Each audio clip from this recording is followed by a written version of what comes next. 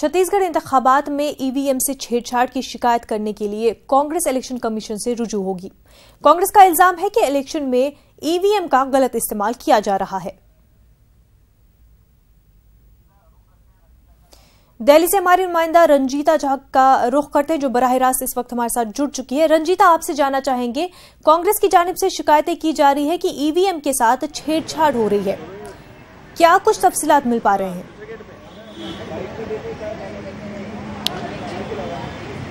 जी बिल्कुल, देखिए आज छत्तीसगढ़ के दूसरे चरण का मतदान चल रहा है। 72 सीटों पर सुबह 10 बजे से मतदान शुरू हुआ है और जो छत्तीसगढ़ के प्रभारी हैं कांग्रेस के पीएल पुनिया और कांग्रेस प्रवक्ता मीम अफजल चुनाव आयोग पहुंचे हैं और यहां मुख्य चुनाव आयुक्त से मुलाकात करेंगे। साफ तौर पर चुनाव से पहले भी और अन्य राज्यों में जब चुनाव हुए उस समय भी कांग्रेस ने ये आरोप लगाया था कि किस तरह से ईवीएम की टेम्परिंग हो रही है, ईवीएम में गड़बड़ियां पाई जा रही है।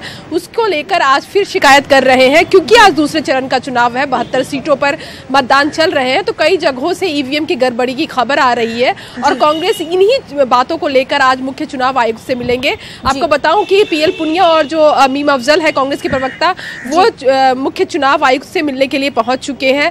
वहां जाकर वो जो भी उनकी तरफ से जो शिकायतें हैं ईवीएम के साथ, क्या कोई टेम्परिंग हो रही है या कहीं ईवीएम खराब है, कौन कौन से वो विधानसभा क्षेत्र हैं जिनको लेकर ये बातचीत करेंगे। बताया जा रहा है, जो सूत्र हैं हमारे वो बता रहे हैं कि कई विधानसभा में दोबारा चुनाव कराने की भी मांग कर सकते हैं। पीएल पुनिया जो प्रभारी हैं वो पहुंचे हुए हैं चुनाव आयोग और जिस तरह से कांग्रेस पार्टी ये लगातार सरकार से और चुनाव आयोग से ये शिकायत करती रही है कि किस तरह से ईवीएम में टेम्परिंग होती रही है और इस वजह से नतीजे जो है वो बदले जा सकते हैं, इन्हीं आशंका को लेकर मुलाकात कर रहे हैं। देखना होगा कि मुलाकात के बाद आकर वो मीडिया से क्या बातें करते हैं। जी बिल्कुल रंजीता, बहुत बहुत शुक्रिया आपका तफसीलात फराहम करने के लिए।